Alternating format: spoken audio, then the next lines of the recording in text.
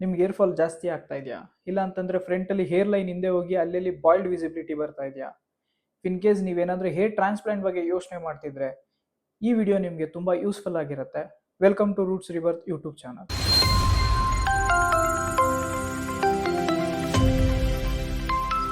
So ಇವತ್ತಿನ ವಿಡಿಯೋದಲ್ಲಿ hair transplant ಅಂದ್ರೆ ಏನು, ನೀಡಲ್ ಮೆಥಡ್ ಹೇರ್ ಟ್ರಾನ್ಸ್ಪ್ಲಾಂಟ್ ಅಲ್ಲಿ ಏನ್ ಮಾಡ್ತಾರೆ, ಸಫೈರ್ ಮೆಥಡ್ ಹೇರ್ ಟ್ರಾನ್ಸ್ಪ್ಲಾಂಟ್ ಅಲ್ಲಿ ಏನ್ ಮಾಡ್ತಾರೆ, ಎರಡಕ್ಕೂ ಏನ್ ವ್ಯತ್ಯಾಸ, ಯಾವ್ದ್ರಲ್ಲಿ ಯಾವ ರೀತಿ ರಿಸಲ್ಟ್ಸ್ ನಿಮ್ಗೆ ಸಿಗುತ್ತೆ, ಇದ್ರ ಬಗ್ಗೆ ನಾವು ಇವತ್ತು ತಿಳ್ಕೊಳ್ಳೋಣ.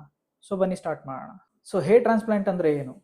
ಹೇರ್ ಟ್ರಾನ್ಸ್ಪ್ಲಾಂಟ್ ಅಲ್ಲಿ ಫಸ್ಟ್ ಥಿಂಗ್, ನಿಮ್ಮ ಒಂದು ಡೋನರ್ ಏರಿಯಾಯಿಂದ ಗ್ರಾಫ್ನ ತೆಗೆದು ನಿಮ್ಮ ಒಂದು ಫ್ರಂಟ್ ಹೇರ್ ಲೈನ್ ಕಳ್ಕೊಂಡಿದ್ರೆ ಅಲ್ಲಿ ಇಂಪ್ಲಾಂಟ್ ಮಾಡ್ತಾರೆ.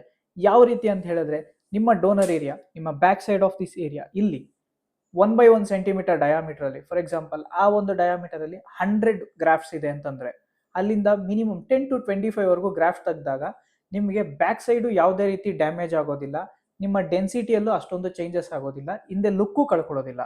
ಸೊ ಈ ರೀತಿ ನಿಮ್ಮ ಹಿಂದೆಯಿಂದ ಗ್ರಾಫ್ ತೆಗೆದು ಮುಂದೆ ಇಂಪ್ಲಾಂಟ್ ಮಾಡೋದ್ರಲ್ಲಿ ನಿಮಗೆ ಹೇರ್ ಟ್ರಾನ್ಸ್ಪ್ಲಾಂಟ್ ಅಂತ ಹೇಳ್ತೀವಿ. So next, needle method hair transplant ಅಂದ್ರೆ ಇದು ಬಂದು ಆಲ್ಮೋಸ್ಟ್ ಅಲ್ಲಿ ತುಂಬಾ ವರ್ಷಗಳಿಂದ ಎಲ್ಲ ಸರ್ಜನ್ಸು ಫಾಲೋ ಮಾಡ್ತಿದ್ದಂತ ಒಂದು ಟೆಕ್ನಿಕ್. ಇದರಲ್ಲಿ ಸರ್ಜನ್ ಏನ್ ಮಾಡ್ತಾರೆ ಅಂತಂದ್ರೆ, ಒಂದು 18 mm ಸೈಜ್ ನೀಡಲ್ಸ್ ತಗೊಂಡು ನಿಮ್ಮ ಇಂಪ್ಲಾಂಟಿಂಗ್ ಏರಿಯಾ, ಹಂಗಂತಂದ್ರೆ ನಿಮ್ಮ ಫ್ರಂಟ್ ಹೇರ್ ಲೈನ್ ಆಗಲಿ ಇಲ್ಲ ಕರೆಕ್ಷನ್ಸ್ ಬ್ಯಾಕ್ ಡೋನರ್ ಏರಿಯಾ ಇಂದ ತೆಗೆದಿರುವಂತಹ ಹೇರ್ನ ಇಂಪ್ಲಾಂಟ್ ಮಾಡೋದಕ್ಕೆ ಫಸ್ಟು ಚಾನಲ್ಸ್ ನ ಕ್ರಿಯೇಟ್ ಮಾಡ್ಕೊಂತಾರೆ. ಆ 18 mm ನೀಡಲ್ ನ ಯೂಸ್ ಮಾಡಿ ಫ್ರಂಟ್ ಅಲ್ಲಿ ಚಾನಲ್ಸ್ ನ ಕ್ರಿಯೇಟ್ ಮಾಡಿ ಆ ಚಾನಲ್ ಅಲ್ಲಿ ನಿಮ್ಮ ಗ್ರಾಫ್ ನ ತೆಗೆದು ಇಂಪ್ಲಾಂಟ್ ಮಾಡ್ತಾರೆ. ಸೊ ಇದನ್ನ ನೀಡಲ್ ಟೆಕ್ನಿಕ್ಸ್ ಅಂತ ಹೇಳ್ತೀವಿ. ಈ ನೀಡಲ್ ಮೆಥಡ್ ಅಲ್ಲಿ ಏನಾಗುತ್ತೆ, ನಿಮಗೆ once after surgery healing time ತುಂಬಾ ಲೇಟ್ ಆಗುತ್ತೆ. ಯಾಕಂತಂದ್ರೆ ನೀಡಲ್ ಸೈಜು ದೊಡ್ಡದು, ಹೋಲ್ ಸೈಜ್ ದೊಡ್ಡದಾಗಿರುತ್ತೆ. ಸೊ ಅದು ಹೀಲಿಂಗ್ ಟೈಮು ಸ್ವಲ್ಪ ಜಾಸ್ತಿ ಆಗುತ್ತೆ. ಮೋರ್ ಓವರ್ ಹೀಲ್ ಆದ್ಮೇಲೆ ಒಂದು ಗ್ರಾಫ್ಟು ಮಧ್ಯೆ ಲಿಟಲ್ ಬಿಟ್ ಆಫ್ ಗ್ಯಾಪ್ ಕಾಣಿಸುತ್ತೆ. ಇದರಲ್ಲಿ ನಿಮ್ಗೆ ಏನಾಗುತ್ತೆ ಅಂತಂದ್ರೆ, ಒಂದು ಲುಕ್ ವೈಸ್ ಅಂತ ಬಂದಾಗ ಸ್ವಲ್ಪ ಆರ್ಟಿಫಿಷಿಯಲ್ ಲುಕ್ ಟೈಪಲ್ಲಿ ಕಾಣುತ್ತೆ. ಹೆಂಗಂತಂದ್ರೆ, ಫಾರ್ ಎಕ್ಸಾಂಪಲ್ ಹೇರ್ ಟ್ರಾನ್ಸ್ಪ್ಲಾಂಟ್ ಆಗಿ ಒಂದು 1 year ಆದ್ಮೇಲೆ ನಿಮ್ ಕಂಪ್ಲೀಟ್ ಕೂದಲು ಬೆಳೆದಾಗ ಯಾರಾದ್ರೂ ಜನರಲ್ ಆಗಿ ನೋಡಿದ್ರೆ ಒಂದು ಕ್ವಶನ್ ರೈಸ್ ಮಾಡ್ತಾರೆ, ಹೇರ್ ಟ್ರಾನ್ಸ್ಪ್ಲಾಂಟ್ ಏನಾದ್ರು ಮಾಡಿಸಿದೀರಾ ಅಂತ. ಸೊ ಈ ರೀತಿ ಅನ್ಇವನ್ ಲುಕ್ ಕೊಡುವಂತ ಚಾನ್ಸಸ್ ಜಾಸ್ತಿ ಇರುತ್ತೆ ಇದರಲ್ಲಿ. ಸಫೈರ್ ಹೇರ್ ಟ್ರಾನ್ಸ್ಪ್ಲಾಂಟ್ ಅಂದ್ರೆ ಏನು? ಸಫೈರ್ ಸೆಲೆಬ್ರಿಟಿಗೋಸ್ಕರ ಟರ್ಕಿಯಲ್ಲಿ ಬೆಸ್ಟ್ ಸರ್ಜನ್ಸ್ ಈ ಒಂದು ಮೆಥಡ್ ನ ಇನ್ವೆನ್ಷನ್ ಮಾಡಿದ್ರು. ಇದರಲ್ಲಿ ಪ್ರಿಸೈಸ್ ಕಟ್ಟು ಮತ್ತೆ ಡೌನ್ ಟೈಮು ಕಮ್ಮಿ, ಹೀಲಿಂಗು ಬೇಗ ಆಗುತ್ತೆ, ನ್ಯಾಚುರಲ್ ಲುಕ್, ಡೆನ್ಸಿಟಿ ಎಲ್ಲ ಸಿಗುತ್ತೆ.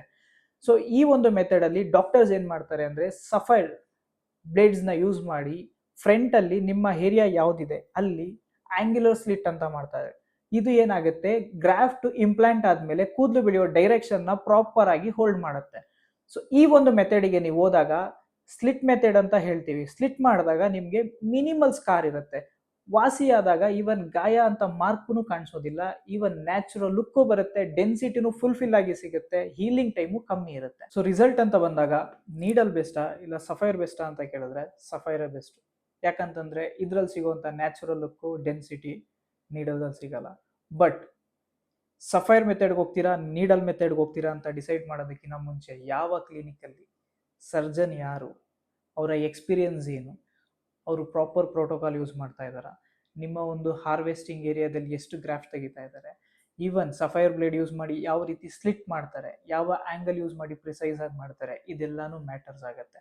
ಸೊ ಟೆಕ್ನಿಕ್ ಒಂದೇ ಇಲ್ಲಿ ಮ್ಯಾಟರ್ಸ್ ಆಗಿರಲ್ಲ, ಡಾಕ್ಟರ್ ಎಕ್ಸ್ಪೀರಿಯನ್ಸು, ಕ್ಲಿನಿಕ್ಕು, ಮತ್ತೆ ಅವ್ರು ಯೂಸ್ ಮಾಡೋಂಥ ಇನ್ಸ್ಟ್ರೂಮೆಂಟ್ಸು, ಪ್ರತಿಯೊಂದೂ ಮ್ಯಾಟರ್ಸ್ ಆಗಿರುತ್ತೆ.